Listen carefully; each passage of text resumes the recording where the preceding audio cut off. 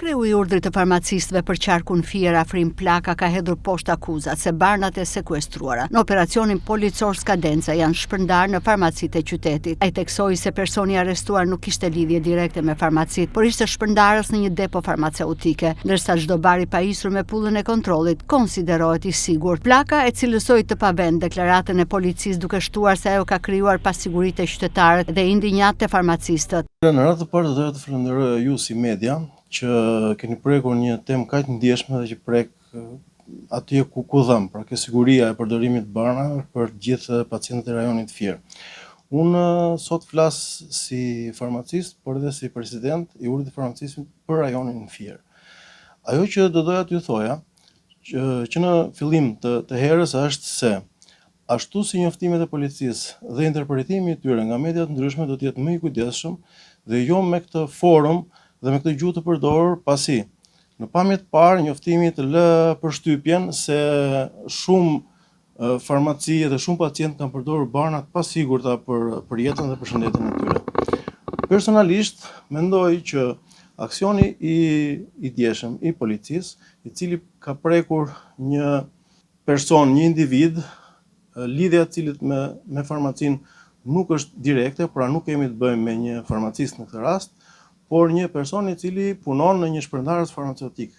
Detyra e tij ishte që të shkonte në të gjithë farmacitë e qarkut, të merrte porosit të cilat më pas ja transmetonte depos ku ai punonte dhe më pas depoja furnizonte farmacitë me këto barna. Është fare e paqartë arsyeja se si këto sasi barnash ndodheshin në posedim të këtij personi. Flasim për dy kategoritë që pretendojnë të gjetura. E gjej pa vend shprehjen në deklaratë të faktit që këto barna shiteshin në farmacitë e Fierit. Është jashtë çdo lloj mendimi profesional, mua më duhet të shpreh mirënjohje për gjithë farmacistët e rajonit Fier, të cilët me shumë profesionalizëm, me shumë kujdes, në zbatim të plotë të ligjit, shërbejnë çdo ditë dhe kanë një rregullore në bazë të cilës trajtojnë barnat e skaduara në farmacitë e tyre.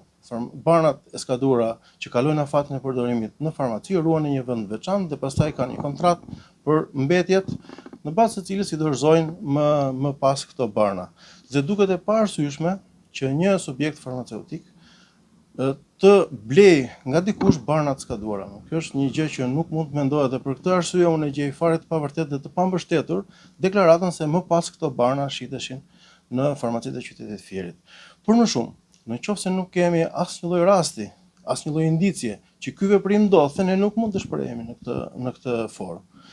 Siç po ju thoja, nuk i di, janë të paqarta rrethanat se si ndodheshin këto barna në posedim të këtij personi. Këto janë çështje që besoj do t'i zbardhë më vonë prokuroria.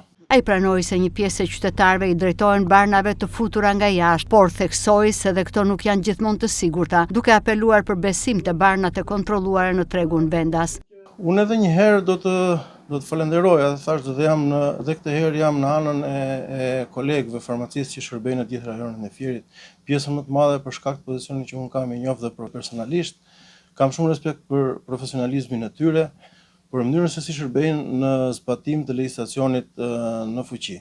Pyetja që më bëni është shumë e drejtë, por unë jam në një pamundësi reale për të kthyer një përgjigje përfundimtare shtërruese për këtë çështje. Pasi të gjithë barnat që futen në Republikën e Shqipërisë, për sa kohë janë të pajisura me pullën e kontrollit të barnave, konsiderohen si barna të sigurta. Dhe ligji dikton gjithë farmacistët që të furnizohen dhe të shërbejnë pacientëve me këto barna, të cilat janë të pajisura me pullën e kontrollit. Sigurisht, ka shumë pacientë të cilët ndihen më të sigurt duke përdorur një bar i cili vjen me termin që ne përdorim kontraband, por mund të jetë një rrugë më e thjeshtë dhe mbase që nuk e meriton këtë term, që është një rrugë e thjeshtë, dikush ja ka blerë në Greqi dhe ja ka sjellë, po s'mund ta quajmë kontraband sepse në gjykimin tim kontrabanda është diçka më e madhe dhe më e mirë organizuar. Nuk flasim këtu për një apo dy njësi. Ajo që doja të thoja është që këto rrugë shpeshherë janë të pasigurta. Nëse ne kemi të bëjmë me barna që janë termolabile, themi dhe trajtohen në një mënyrë shpërndarje të veçantë, duke ruajtur edhe kushtet e temperaturës, nuk mund të jemi asnjë të sigurt që na kanë ardhur në mënyrën e duhur nga Greqia apo nga një shtet tjetër deri në Shqipëri. dhe shpesh herë dhe origjina atyre është e paqartë. Prandaj do të ishte më mirë që të gjithë pacientët të kenë më shumë besim dhe të bazohen ke tregu farmaceutik vendas dhe i kontrolluar nga Ministria e Shëndetësisë. Shikom, unë do të jepja një shembull të tillë. Nëse për të njëjtin medikament dikush e merr nga Greqia dhe pretendon se i bën shumë më mirë, po ata 50 apo 100 pacientë të tjerë që e marrin po i referohen farmacistë time dhe kanë efektshmëri shembullore.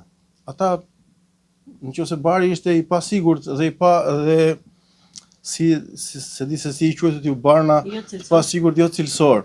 Si ka mundësi që efektshmëria tek këta pacientë të tjerë është e sigurt dhe e garantuar.